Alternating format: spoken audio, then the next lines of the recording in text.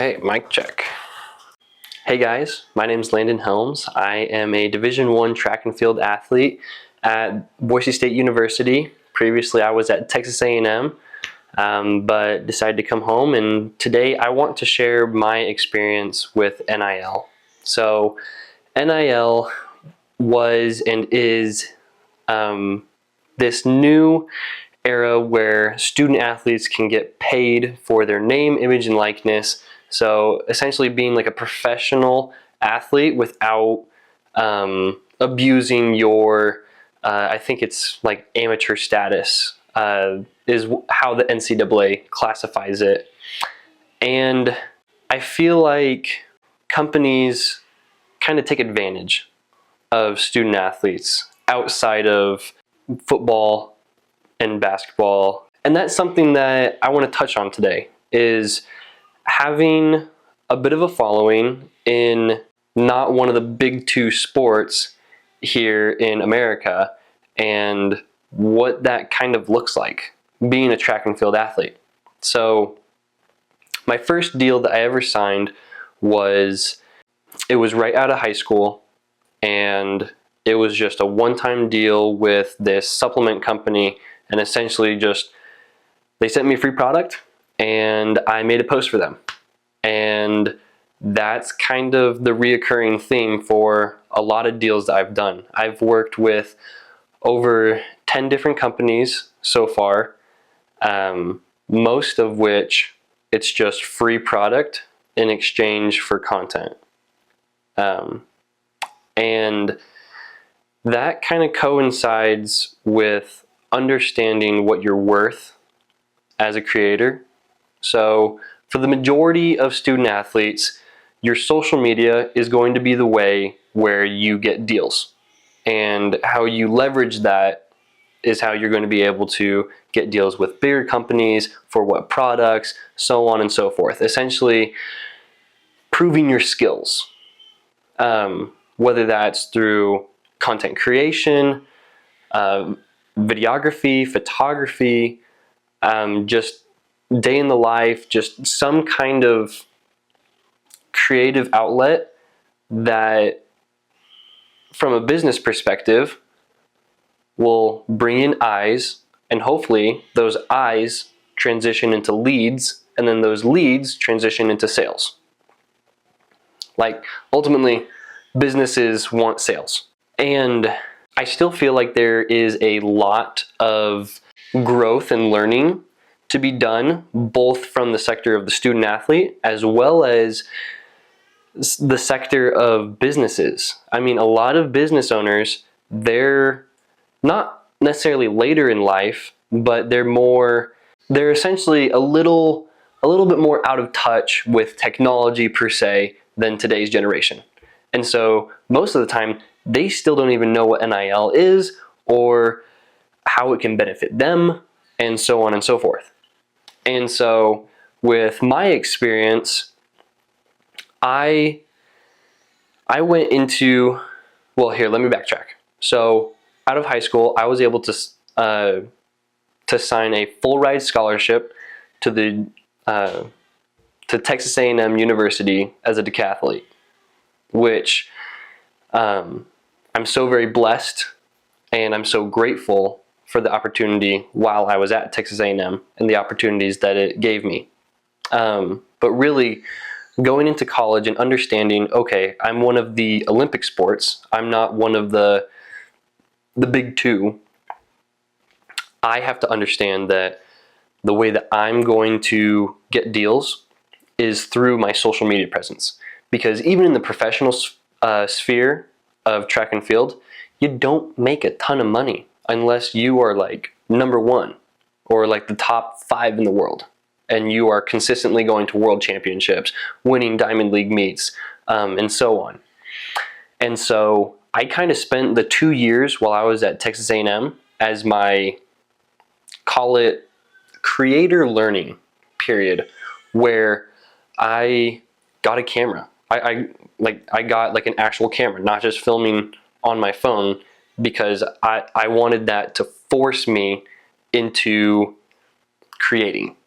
And I personally want to create high quality content, which is why I use a camera and how the image quality is so much better than just your iPhone.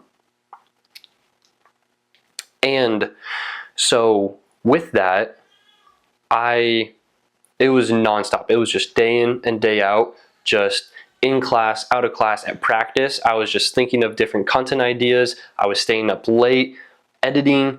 I was writing down little notes in my actual school notes of like, hey, I want to try and make this, and going through other people's social media and essentially being like, I like that piece of content.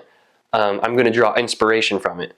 And just like piecing all these little things together and starting to understand how to build good content and how to, and kind of like figure out my system that works for me.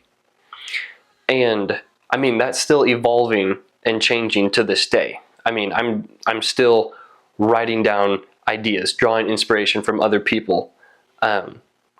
And it's a really fun process if you ever get into it. I know that the biggest thing for me was the scary part of just starting and like putting myself out there.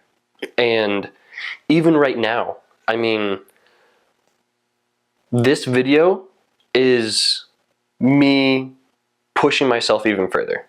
Through my content, I've done a lot of like, here's a video of me doing sports, and like here's like a training rep and whatnot, where it's not necessarily focusing at me and what I'm talking about, and I don't have to just like be on the spot and just talking to a camera like I'm doing right now.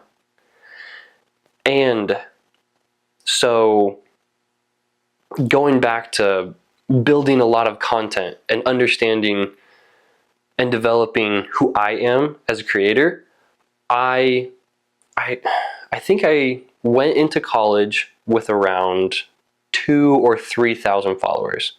And then by the time that I was done at Texas A&M, I had amounted over 10,000 followers on Instagram. And Instagram was kind of like my only thing.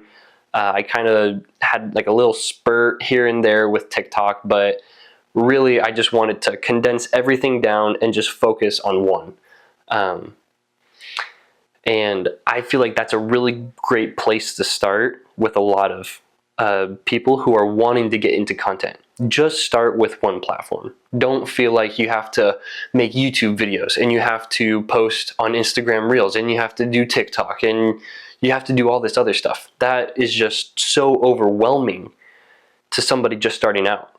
It's literally just find what you want to share, understand who you want to share it with, and then just have fun with it.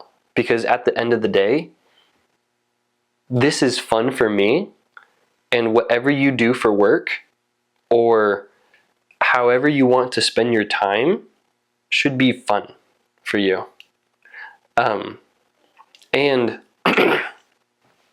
so through that period, like I had mentioned earlier, I had gotten deals which were for free product. Free product, make a post. Free product, make a post.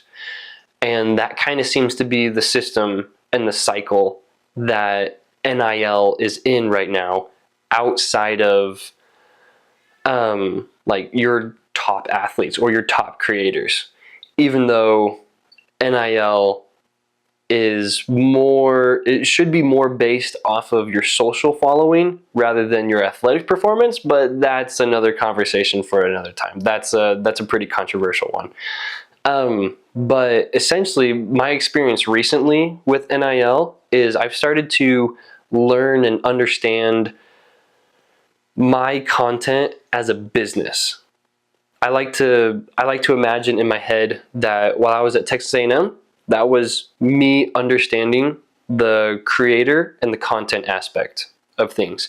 Now that I've learned and am progressing past that, and progressing with it, now I'm learning and trying to understand the business aspect, and understanding that, hey, I have over 10,000 followers. I've amounted over 20 million views on Instagram, and so far I've been able to achieve over 500,000 views on partnered content alone.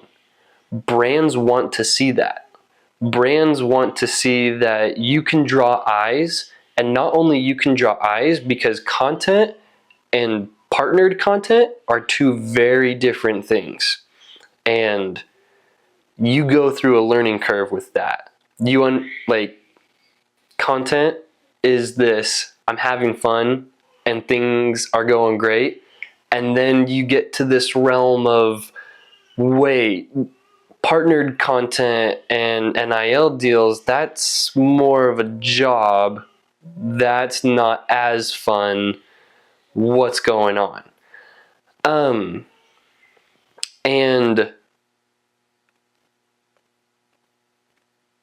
you kind of get to start the creator system over again, but you get to do it in a different aspect.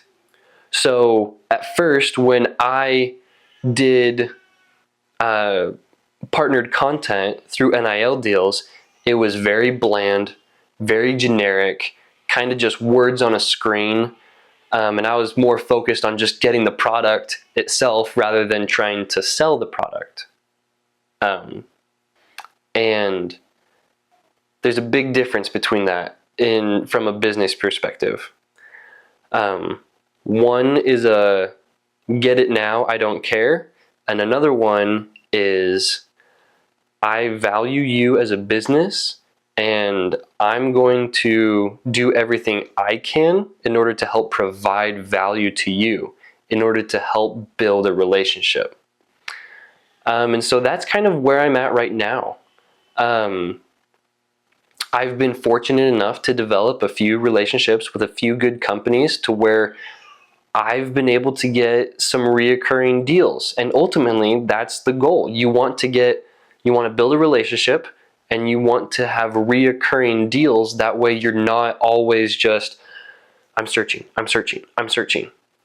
It's like you can have a little bit more of a peace of mind creating a community of like-minded individuals that share the same values as you, from a personal perspective to a business perspective, like what the business stands for. And so ultimately that's the goal. And so my next steps are to just create more content, like go back into the fun of it, but take it up a notch, like push myself, but still have fun, learn, and grow.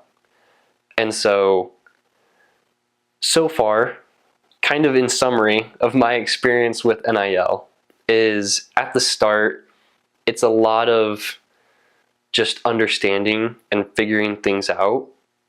And for the most part, you're just going to get free product for a post, free product for a reel. And that's kind of how you have to start, because you don't have a brand portfolio. You don't have proof of work that you've done in the past. And so you essentially have to prove yourself. And so I feel like I've gotten to the point now where I've proven myself quite a bit, to where now I'm starting to say no to free deals. Or if they offer free deals, I'm going to come back and I'm going to say, hey, here's my rates, or can we add anything else on top of that? And so hopefully what you guys have gotten out of this is to have fun, create, but then also understand your worth. Understand how to provide value to a business, and how to understand that it's a learning process and that the journey will take care of itself. So thank you guys for tuning in, and I hope to see you guys in the next episode.